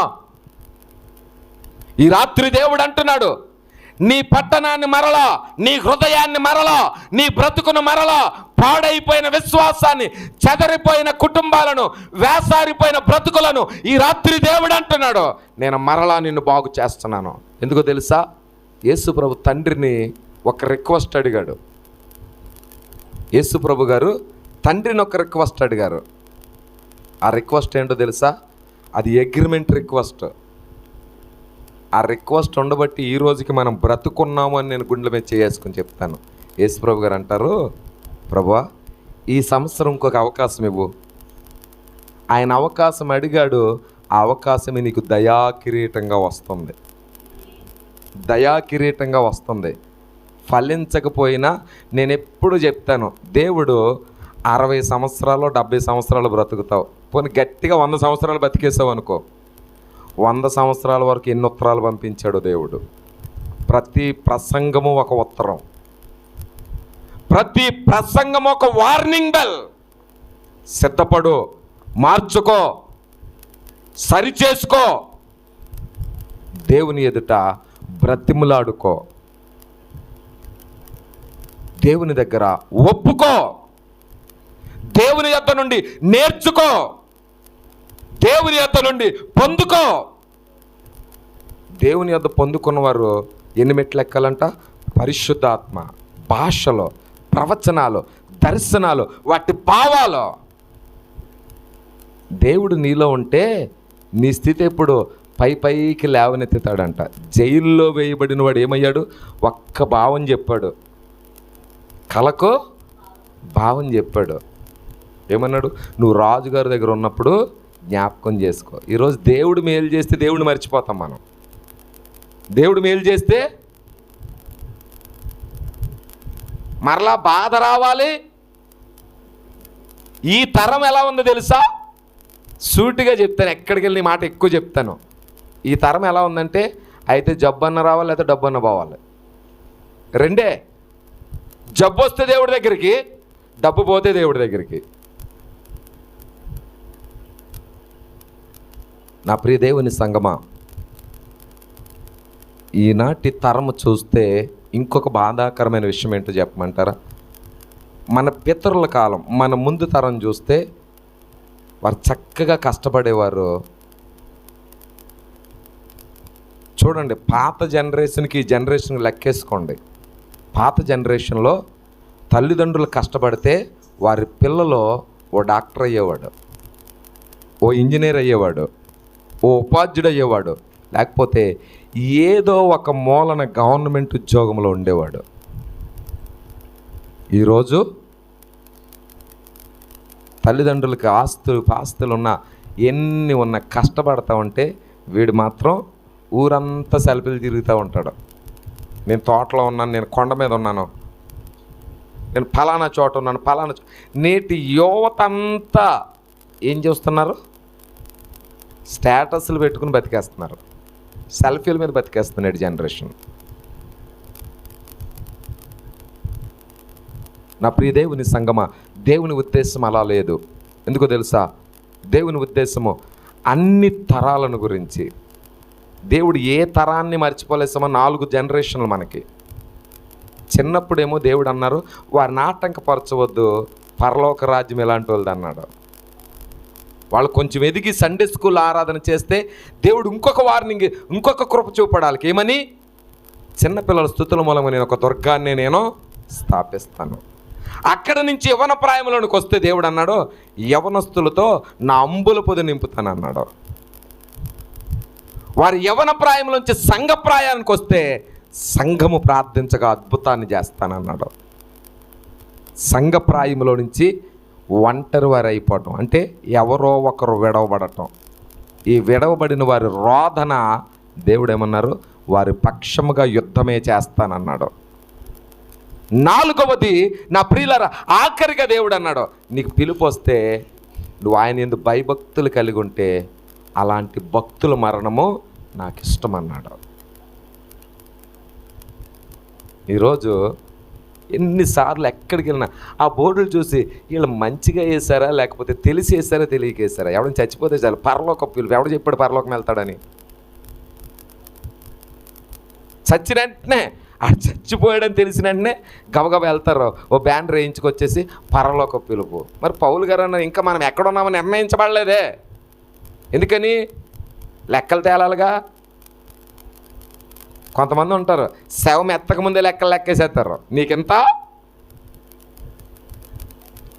దౌర్భాగ్యమైన జీవితాలు కదా. అందుకని అన్నాడు, నీ ఆస్తి ఎక్కడ పెట్టుకుంటావు? ఉగ్రత దినాన్ని నువ్వు ఎక్కడ ఉంటావు? ఈ వాక్యము నీలో లేకపోతే, ఈ మారు మనస్సును లేకపోతే, యేసు ప్రభు గారు ఏమన్నారు? సర్వ సృష్టికి సువార్తను ప్రకటించి యేసు నామములో బాప్తిసాన్ని ఇచ్చి శిష్యులుగా చేయండి. ఈరోజు శిష్యర్కం చేయటంలా శిష్యరికం ఎందుకు చేయమన్నాడు తెలుసా? శిష్యుడు అనేవాడు నేర్చుకుంటాడు. కొట్టినా తిట్టినా గద్దించినా వాడు పడి నేర్చుకుంటాడు. ఈరోజు పాస్టర్ గారు గట్టిగా 4 మాటలు చెప్తే 2 వారాలు కనపడవు. ఏమంటే ఉత్తనే బాగోలేదండి, ఊరెళ్ళామండి, పని ఉందండి. ఇక్కడ దైవజనుడు సన్నద్ధుడు ఎందుకు గద్దిస్తాడో తెలుసా? దేవుడు చెప్పమన్నది చెప్పకపోతే దేవుడు అంటాడు, నాయన సేవకుడా, నీకు చెప్పాను కదా 2 తీర్పులు ఉన్నాయని. ఏం చెప్పాడు మాకు? వినే మీకు ఒకటే. ఇక్కడ నిలబడి మీరు బాధపడతారనో, మీరు భీతి నొందుతారనో, మీరు నొచ్చుకుంటారో అని దేవుడు చెప్పమన్నది చెప్పకపోతే శిక్ష. దేవుడు యథార్థంగా మాట్లాడాడు. ఆయన 3.5 యొక్క గాస్పల్ పరిచర్యలో ఎక్కడ ఆయన తూచా తప్పకుండా ప్రతీదీ నెరవేర్చాడు ఆయన. అందుకని అంటున్నాడు, నా ప్రియులారా, ఈ యొక్క యెహెజ్కేలు గ్రంథంలో 26వ వచనంలో దేవుడు చెప్పినట్లుగా 27వ వచనం అంటాడు, నా ఆత్మను మీ అందుంచి నా కట్టడలను అనుసరించువారుగాను నా విధులను గైకొనువారుగాను మిమ్మును చేస్తాను. ఎందుకో తెలుసా? ఆయన కొనుక్కున్నాడు మనల్ని, ప్రాణం ఇచ్చాడుగా, పవిత్రపరిచాడుగా, పరిశుద్ధుల గుంపుగా చేర్చాడుగా. చేర్చబడిన నీతో ఏమన్నాడు? మీరు లోకము నుండి వేరై ప్రత్యేకపరచబడిన వారై పరిశుద్ధుల సహవాసంగా ఉండండి. ఈ సహవాసం ఎక్కడుంది? వాక్యములోనే. ఈ దీక్షలో, ఈ ఉపవాస, ఈ వ్రత దినములో, ఈ ప్రార్థన దినాలలో దేవుడు చెప్తున్నాడు, నిన్ను గురించిన ఉద్దేశాలు నెరవేర్చడానికి ఆయన నీ పక్షంగా ఉన్నాడు. ఆమేన్, హల్లెలూయా. ప్రియ దేవుని సంగమా, ఇంకా కిందకు వెళితే ఆయన తెలియజేస్తున్నాడు. నా ప్రియుల 34వ వచనము, 34వ వచనం, మార్గస్థుల దృష్టికి పాడుగాను నిర్జనముగాను అగుపడిన భూమి ఏమవుతుందంట? ఈ భూమి ఇంకెందుకు పనికిరాదు అయిపోయిందన్న చోట యెహోవా నాగలి వేస్తాడంట. అక్కడ ఆయన నాగలి వేస్తే, ఆయన ఖడ్గము పలితే ఆ నాగలి ఎలాంటిదో తెలుసా? బైబిల్లో రాయబడిన మాట. ఎందుకంటే నేను సమయాన్ని గమనిస్తున్నాను, లోతుకు వెళ్ళటం లేదు. దేవుడు నాగలి ఎలా దున్నుతుందో తెలుసా? ప్రాణాత్మ మూలుగులను విభాగించుకుంటూ వెళుతుంది. తప్పలు కొట్టి దేవుని గణపరచు. హల్లెలూయా. దేవుని నాగలి ఎలా పనిచేస్తుంది? ప్రాణాత్మ మూలుగులను విభాగించునంత మట్టుకు వెళుతుంది. ఇక్కడ పని అయిపోయింది, వీడు పనికిరాడు అలాంటోని దేవుడు ఏం చేశాడంట? ఇక్కడ ఖచ్చితంగా చెప్తున్నాడు, భూమి సేద్యము చేయబడును, పాడైన భూమి ఏదేను వనము వలె ఏమవుతుందంట? పాడైపోయినాడు ఏమయ్యాడంట? పాడైపోయిన ఆమె ఏమైందంట? ఏదేను వనం అంటే ఫలాలతో నింపబడినది. ఆత్మ ఫలములు, ఆత్మ వరములతో నింపబడుట. ఈరోజు ఎంతమంది దొంగలు మారలా?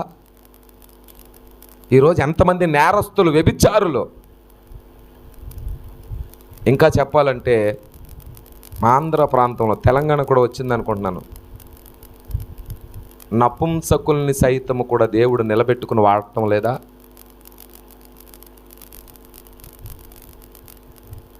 నీకు అన్నీ తెలిసి, వాక్యం తెలిసి పలుమార్లు దేవుడు విసుకక మనల్ని ప్రేమిస్తున్నాడు. నేను ఎప్పుడు చెప్తాను తెలుసా? ఈ రోజుకి ఖచ్చితంగా గుర్తుంచుకోండి, ఎంతమంది ఉజ్జీవ ప్రసంగికులు వచ్చినా మీ కొరకు ప్రార్థించేవారు 3 ఉన్నారు. వాళ్ళు తప్ప ఇంకెవరు ప్రార్థించరు. ఒకరు మీ ఆత్మీయ తండ్రి గారు, వారిని బట్టి సిద్ధపరచబడిన మీ దైవజనులు. కొన్నిసార్లు నేను చాలామందిని గద్దిస్తాను, చిరాకు పడతాను. ఏమని చెప్తారు ప్రజలు వచ్చి? మీ ప్రార్థనలు మమ్మల్ని జ్ఞాపకం చేసుకోండి. ఇది నిజంగా సాధ్యమేనా?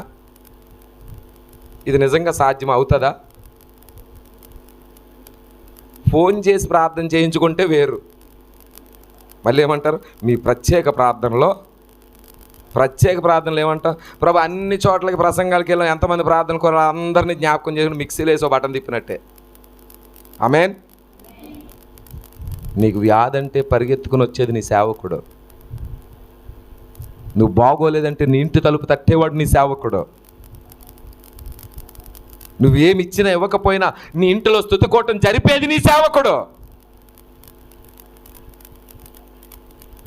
ఎంతమంది ప్రసంగికులు వస్తే ఏంటి, ఎన్ని అద్భుతాలు జరిగితే ఏంటి, నిన్ను ఉజ్జీవింపజేయడానికి, ఏదేను వనమలా చేయడానికి, ఫలాలు మరిచిపోయిన వారిని ఫలాలు పుట్టించడానికి, దున్నబడిన దాన్ని అది దున్నబడదన్న దాన్ని దున్నబడటానికి ఒక నాగలి లాంటి వారిని తీసుకొని వస్తూ ఉంటాడు.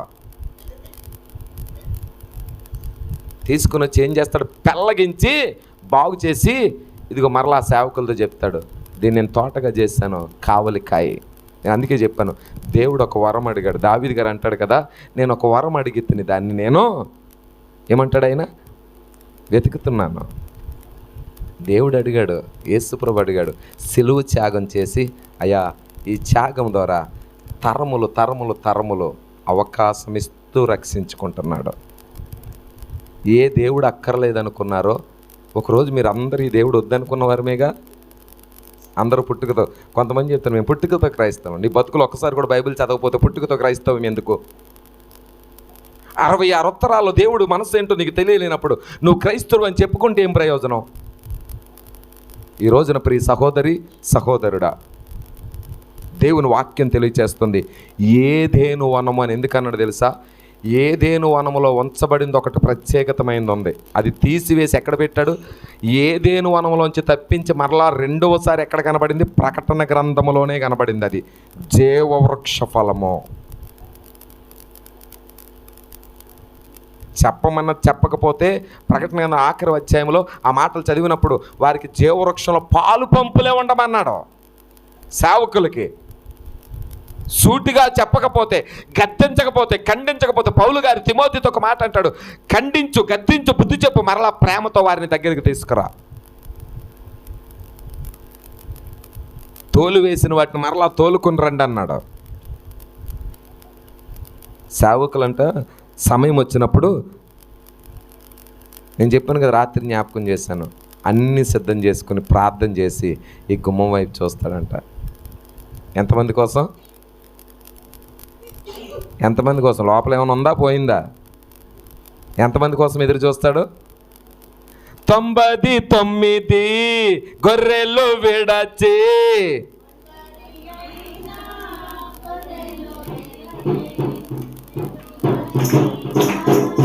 ఆ మైక్ ఇవ్వండి, మైక్ అట్టు మైక్ ఇవ్వండి.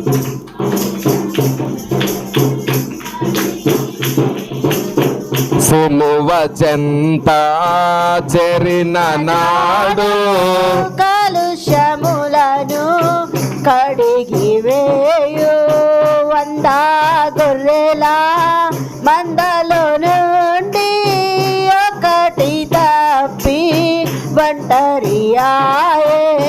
100 గొర్రెల మందలో నుండి ఒకటి తప్పి ఒంటరియాయే. 99 గొర్రెలు విడచి 99 గొర్రెలు విడచి ఒంటరి అయినా గొర్రెను వెదకే, ఒంటరి అయినా గొర్రెను వెదకే. హల్లెలూయా. 15 కుటుంబాలు 20 కుటుంబాలు కూర్చున్న సేవకుడి కంట ఆ ఒక్క కుటుంబం రాలేదేంటి? ఇక్కడ కూర్చున్న వాళ్ళకి ఏమవుద్దంట, మేము అందరం ఉన్నాం కదా, అందరూ ఉన్నా నేను కూర వంటకం గురించి చెప్పాను కదా, అన్నీ ఉన్న ఉప్పు వేయకపోతే రుచి ఉంటుందా?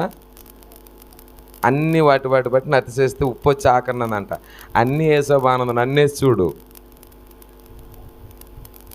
20 కుటుంబాలు వచ్చినా ఆ ఒక్క కుటుంబం రాకపోతే వాళ్ళకి ఏమైందో. అవసరమైతే ఫోన్ చేసైనా కనుక్కుంటాడు, అమ్మ ఊర్లో ఉన్నారా లేదా? అయ్యగారు వచ్చేస్తున్నాను మాట చెప్తే ఈయన మొఖం వెలిగిపోద్దంట. హల్లెలూయా. హల్లెలూయా. అన్న వచ్చేస్తున్నాం, దారిలో ఉన్నాం, అమ్మ బయలుదేరాం, వచ్చేస్తున్నాం. ఈరోజు బాప్తిస్మ ఇచ్చే యోహాన్లా లేరు సేవకులు. బాప్తిస్మ ఇచ్చే యోహాన్ ఎలాంటి వాడంట? దండకం వాడేవాడు. సర్ప సంతానమా, సిగ్గుమాలిన జనులారా, జఫన్యా ప్రవక్త వాడతాడు. పౌలు గారు అన్నారు, మీకు సిగ్గు రావాలనని ఈ సంగతులను వ్రాయిచున్నాను. కానీ ఈరోజు సేవకులు బ్రతిమలాడుతున్నారు, అమ్మా యేసుప్రభుని నమ్మండి, అయ్యా మందిరానికి రండి. ఇలా బ్రతిమాడే సేవకుడు ఒక్కసారి స్థలాన్ని విడిచి వెళ్ళిపోతే, భూమి మీద అతని యాత్ర ఆగిపోతే, నేనంటాను నిజమైన సేవకుడు చనిపోతే నీ సొంత తండ్రి కన్నా మిన్నగా కోల్పోయావని అర్థం. ఎవరు పరామర్శిస్తారు? ఎవరిని ఇంటి తలుపు తడతారు వచ్చి? యేసయ్య స్థానములో, అంటే యేసయ్య తన సేవకులను నిలబెట్టి, మీరు వెళ్ళి దర్శించండి, మీరు వెళ్ళి ప్రకటించండి, కోప్పడండి, గద్దించండి, మరలా ప్రేమతో ఆహ్వానించండి. ఎందుకో తెలుసా? నా ప్రేమ దేవుడికి దూతల కన్నా మనమిస్తాం. ఎందుకో తెలుసా? దూతల గురించి ఆ మాట చెప్పబడలేదు. మనుష్యులను మన పోలిక చొప్పున చేయుదుము అని దేవుడు మన గురించి మాట్లాడాడు. దేవదూతలు మనలా చేద్దాం మనలా వ్రాయబడలేదు. కానీ రాత్రి దేవుడు అంటున్నాడు, ఏదేను వనముల ముళ్ళ పొదలా ఉందా జీవితం? ఎండిపోయినట్టుగా ఉందా బ్రతుకు? దేవుడు అంటున్నాడు, అహరోనుతో దేవుడు చెప్పాడు, అహరోను చేతిలో ఉన్న కర్ర చిగురించినట్లుగా ఈ రాత్రి ఈ మందిరంలో ఉన్న మీ జీవితాలను దేవుడు చిగురింప చేస్తున్నాడు. ఏదేను వనము వలె తిరిగి నువ్వు ఫలాల పంటగా ఉండబోతున్నావు. ఇంకా ఏమంటాడు ఆయన? ఏదేను వనవలెను. నా ప్రియులారా, చదువుదాం ఆ మాటలో. పాడుగాను నిర్జనముగానున్న మీ పట్టణములో నివాసులతో నిండి ప్రాకారము గలవాయననియు జనులు చెప్పెదరు. అప్పుడు యెహోవానైన నేను పాడైపోయిన స్థలములను ఏం చేస్తాడంట? పాడైపోయిన స్థలాల మధ్యన ఒక మందిరాన్ని కడతాడు దేవుడు. హల్లెలూయా. అక్కడికి ఒక్కడే వస్తాడు. ఫస్ట్ ఒక్కడే వస్తాడు. ఆ ఒక్కడు, నేను ఎప్పుడు చెప్తాను, పొయ్యిలో 10 కట్టెలు ఉండొచ్చు, కానీ వెలిగే కట్టె ఒక్కటుంటే మిగిలిన కట్టెలన్నింటినీ వెలిగించుకుంటూ వెళుతుంది. సంఘములో అగ్ని రగిలితే ఆ అగ్ని దుష్టులన్నిటినీ కాదు, అంటే కాళ్ళలేని దాన్ని కూడా కాలుస్తుంది. ఏలియా, నా ప్రియులారా, ఎందుకు ఆ పని చేశాడని చాలాసార్లు చదివితే తడిపేసిన కట్టెలను వెలిగించగలిగే దేవుడని నిరూపించాడు. ఆమేన్. ఏమన్నాడు? కట్టెల చుట్టూ కొయ్యి తవ్వించాడు, బకెట్లు నీళ్ళు వేసి తడిపేశాడు, ఆ నీళ్లు నిలవండిపోయాయి. అప్పుడు దేవునికి మొరపెట్టాడు, నువ్వు ఆకాశమందు ఆసీనుడై ఉన్నావు, నీకు అసాధ్యమైంది ఏది లేదు. ఆయన నువ్వు కలిగి ఉంటే దేవుడు నిన్ను మండించే దేవుడు. ఆమేన్. నిన్ను వెలిగించే దేవుడు, నీ జీవితాన్ని మరలా కట్టగలిగిన వాడు. చెడిపోయావని మనుషులు వదిలేయవచ్చు, చెడిపోయిన వ్యక్తిని, బాగు చేయలేని వ్యక్తిని సమాధుల్లో వదిలేస్తారు. కానీ నా దేవుడు అతన్ని కూడా ప్రేమించాడు. ఈరోజు నీ దేవుడు నిన్ను ప్రేమిస్తున్నాడు. ఈ బైబిల్ దేవుడు నిన్ను మరలా పిలుస్తాడు. This is the recall. ఈ recall is the revolution. Revolution is the salvation. The salvation is the preparation. దీన్ని పొందుకో. క్రీస్తులో బలమయందు ఆనందించు. ఈ వాక్యం ఎవరిలో ఉంటే వారు ఏదేను వలము వలె తిరిగి కంచెలో ఉంటారు. ఆ దేవుడు ఆ కంచె చుట్టూ ఏం చేశాడు? అగ్ని జ్వాల ఖడ్గం. నువ్వు సిద్ధపరచుకుంటే ఆ యొక్క అగ్ని కంచెలో మరలా ఉంటావు. ఆమేన్. ప్రియులారా, నేను సమయాన్ని గమనిస్తున్నాను, ముగించబోతూ ఉన్నాను. నా ప్రియులారా, చదవండి త్వరగా. యెహోవానైన నేను పాడైపోయిన స్థలములను కట్టువాడను, పాడైపోయిన స్థలములో చెట్లను నాటువాడననియు మీ చుట్టూ శేషించిన అన్యజనులు తెలుసుకొందురు.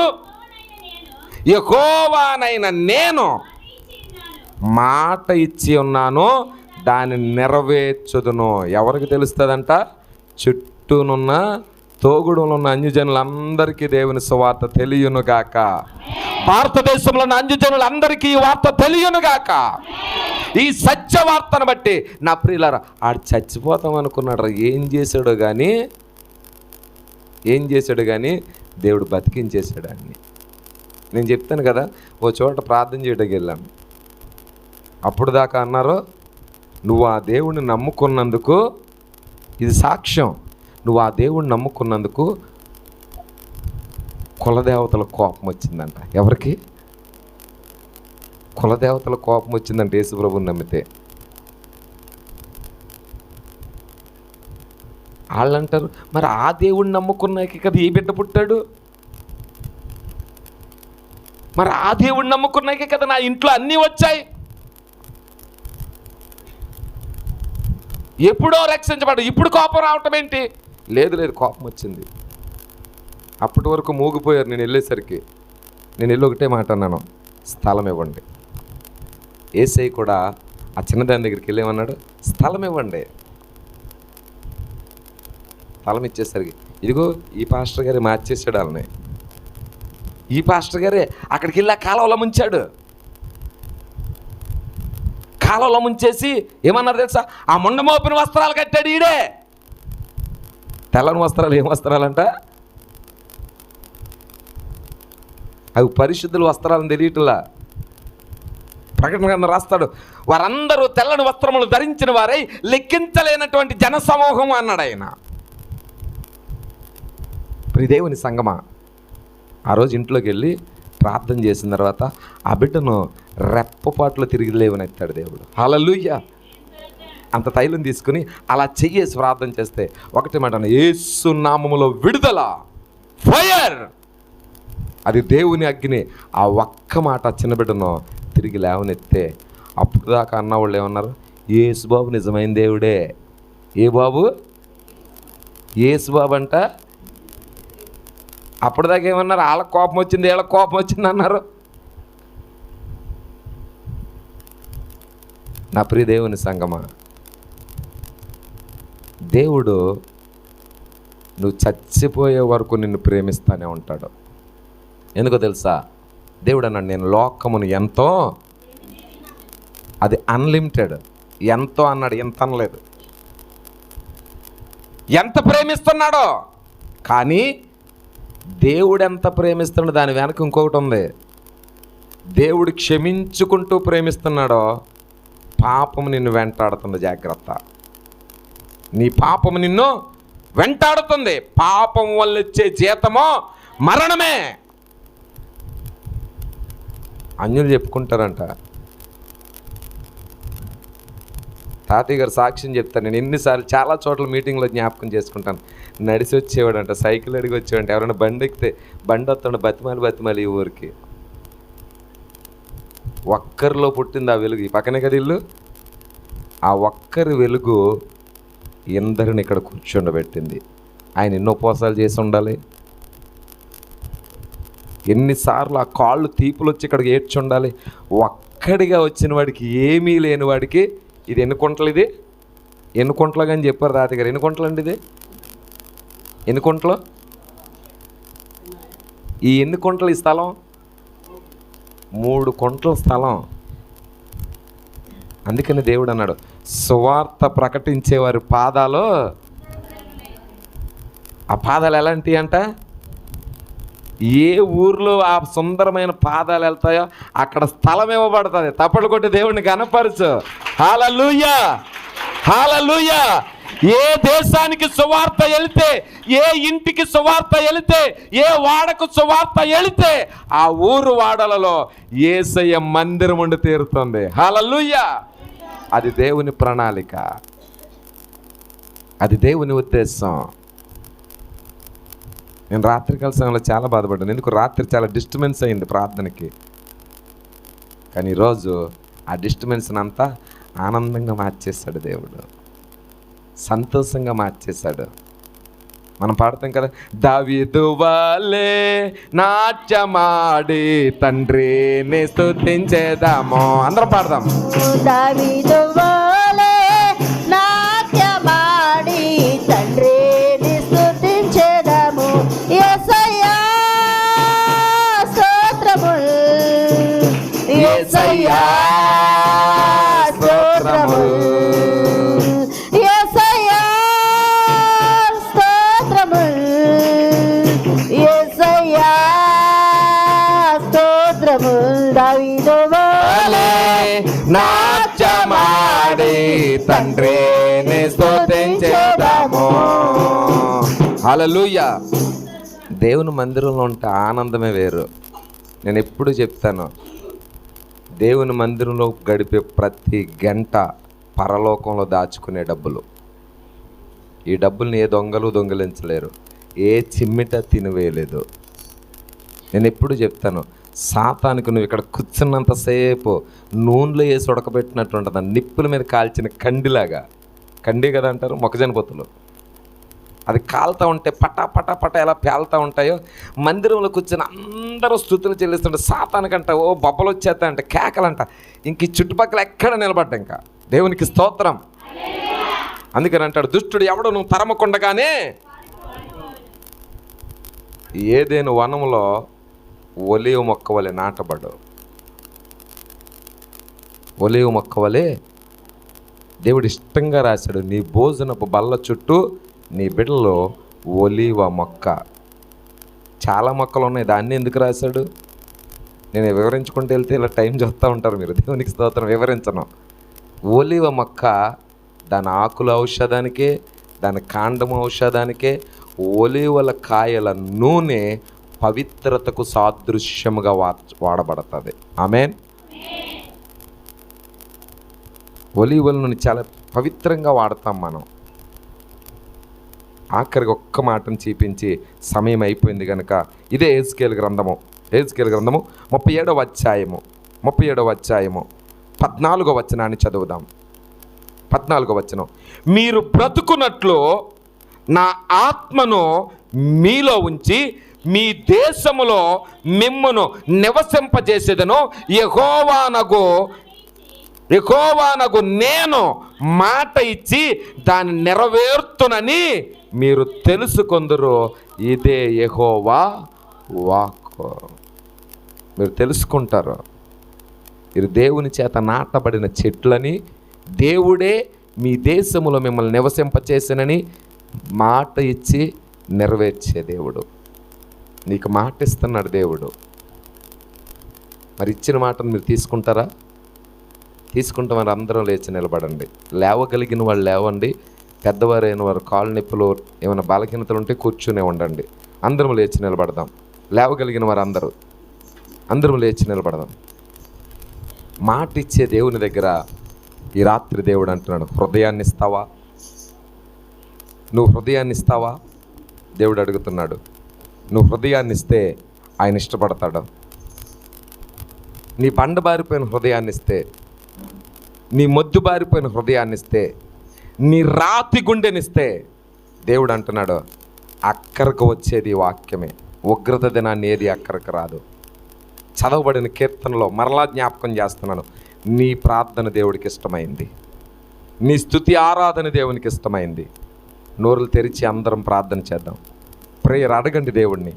ప్రభు, నువ్వు మాట ఇచ్చావు, ఆ మాటకు నేను లోబడుతున్నాను, ఆ మాటకు నేను ఇష్టపడుతున్నాను. తెరవండి అందరూ నోరులు తెరిచి కొన్ని నిమిషాలు. నీ దేవుడు మాట ఇస్తే తిరుగుండదు. నీ దేవుడు వాగ్దానం చేస్తే అది గతించదు. రోషము కలిగిన దేవుని మాట, సైన్యములకు అధిపతియగు యెహోవా మాట, సర్వ సృష్టికర్త ఆయనే మాట ఇస్తున్నాడు. నిన్ను తోటలా చేస్తానని, నిన్ను కడతానని, ఆస్తులు అంతస్తులు ఏవి అక్కడికి రావు, వాక్యం ఒక్కటే అక్కడికి వస్తుందని దేవుడు తెలియజేస్తాను. అడుగు ప్రభా, ఇదిగో నేను కూడా మాటిస్తున్నాను ప్రభా, నా హృదయాన్ని నీకు ఇస్తాను, నీకు లోబడి ఉంటాను, నీ రక్షణలోనికి వస్తాను, నీ దగ్గర తల వంచి నేను కన్నులెత్తి ప్రార్థన చేస్తాను ప్రభా, హృదయాన్ని కొమ్మరించి ప్రార్థన చేస్తాను. ప్రేయర్ రిబన షకందల రిబబ షక రబసందల ఫైర్. ప్రార్థననే అగ్ని, ప్రార్థననే మంట. ఈ తోగుడు గ్రామాన్ని దేవుడు కదిలించే ప్రార్థన, నశించిపోయే ఆత్మను కదిలించే ప్రార్థన. ధ్వని, ఉజ్జీవ ధ్వని, ఉత్సాహ ధ్వని, ఎలీషడై దేవుని యొక్క శక్తి. ప్రార్థించండి. ప్రేయర్ రిబబ షక రబసందల రికన రబందల గ్లోరీ కలవరసరందల. ఆయన కృప నీకు తోడై ఉంది, ఆయన ప్రసన్నత నీ కుటుంబం పైన ఉన్నది. పాడైపోయిన అనుకుంటున్నావు, ఆయన కడతాడు, ఆయన బాగు చేస్తాడు. Believe him, believe the Jesus. Hallelujah, hallelujah, hallelujah, hallelujah, hallelujah. దేవుడు నీ కథ మార్చబోతున్నాడు, నీ బ్రతుకును మార్చబోతున్నాడు.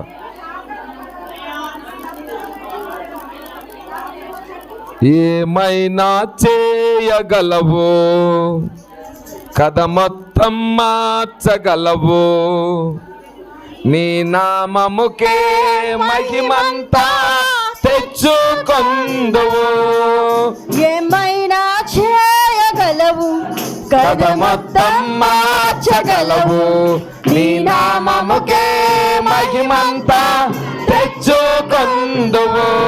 యేసయ్యా, యేసయ్యా, నీకే సాధ్యము.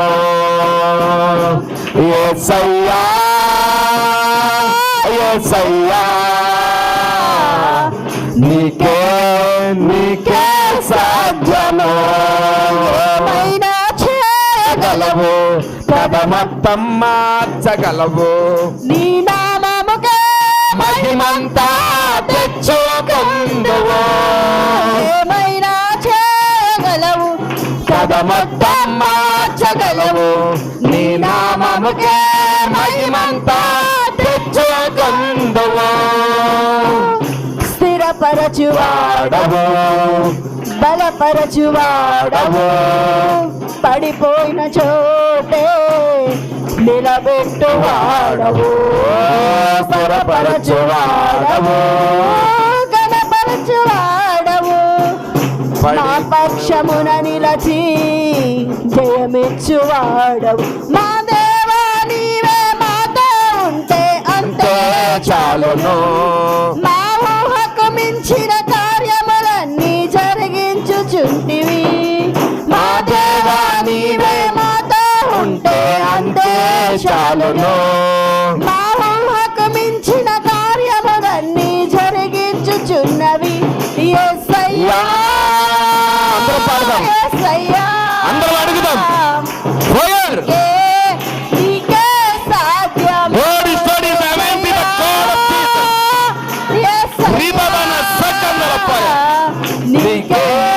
నీకే సాధ్యము. ఏదైనా చేయగలవు, కథ మొత్తం మార్చగలవు, నీ నామముకే మహిమంతా తెచ్చుకొందువు. యేసయ్యా, యేసయ్యా, నీకే సాధ్యము. ఆయనకే సాధ్యం. యేసయ్యా, యేసయ్యా, నీకే సాధ్యము. నీ ఆజ్ఞ లేనిదే ఏదైనా జరుగునా, నీ కంచె దాటగా శత్రువుకు సాధ్యమా. నీ ఆజ్ఞ లేనిదే ఏదైనా జరుగునా, ఈ కంచె దాటగా శత్రువుకు సాధ్యమా? నా దేవా నీవే అంతే చాలును, అపవాది తలచిన కీడులన్నీ మేలైపోవును. మా దేవా నీవే మాతో ఉంటే అంతే చాలును, అపవాది తలచిన కీడులన్నీ మేలైపోవును. యేసయ్యా యేసయ్యా అడుగు దేవుణ్ణి, రాబోయే నీకే సాధ్యము. మరలా యేసయ్యా యేసయ్యా నీకే నీకే సాధ్యము. యేసయ్యా యేసయ్యా నీకే నీకే సాధ్యము. యేసయ్యా యేసయ్యా నీకే నీకే సాధ్యము. మరలా ఏమైనా చేయగలవు, కథ మొత్తం మార్చగలవు.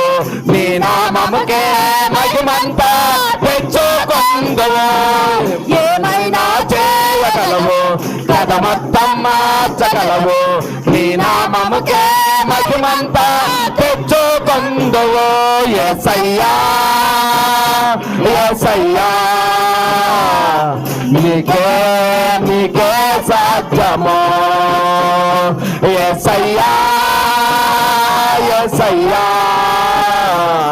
నీకే నీకే సాధ్యము. నీకే నీకే సాధ్యము. నీకే నీకే సాధ్యము. రిబబబ చకర సందల రిబబబబ చకర సందల రిబబబ షకందల. Glory story fire fire fire fire fire fire fire the Jesus of holy spirit. రిబబబ షకర సందల రికన రబ సందల fire fire the holy spirit the touch of every person.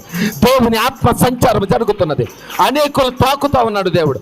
అనేకుల గురించి ఉద్దేశాలు దేవుడు మేలుగా మార్చబోతున్నాడు, ఆశీర్వాదంగా మార్చబోతున్నాడు. Fire holy fire is the anointing the every person touch with the name of the glory.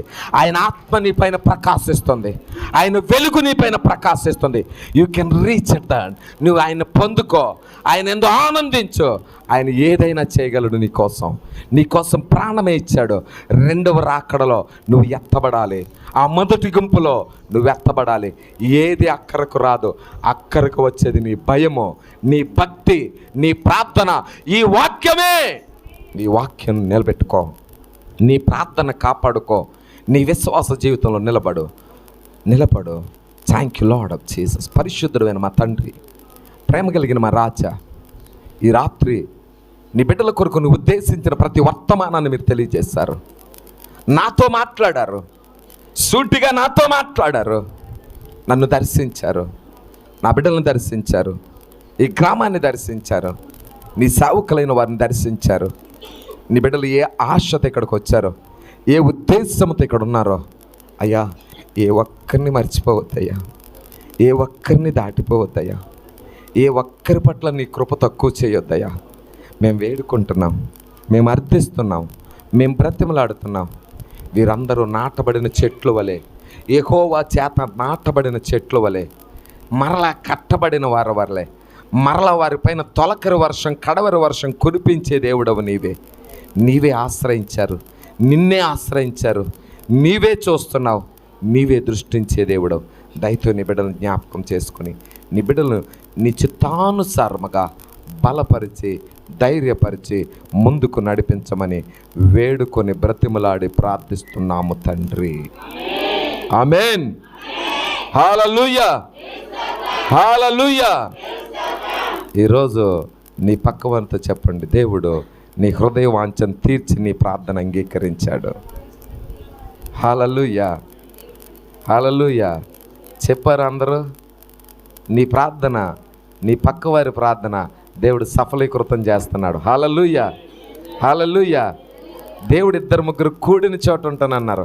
ఇక్కడ ఇన్ని కుటుంబాలు కూరితే, సంఘమంతా ఏకాత్మ కలిగి వస్తే దేవుడు ప్రేమమయుడిగా మారిపోతాడు, కరుణమయుడిగా మారిపోతాడు. ఒకసారి తప్పట్లు కొట్టి దేవునికి మహిమ చెల్లిందాం. హల్లెలూయా, హల్లెలూయా, హల్లెలూయా.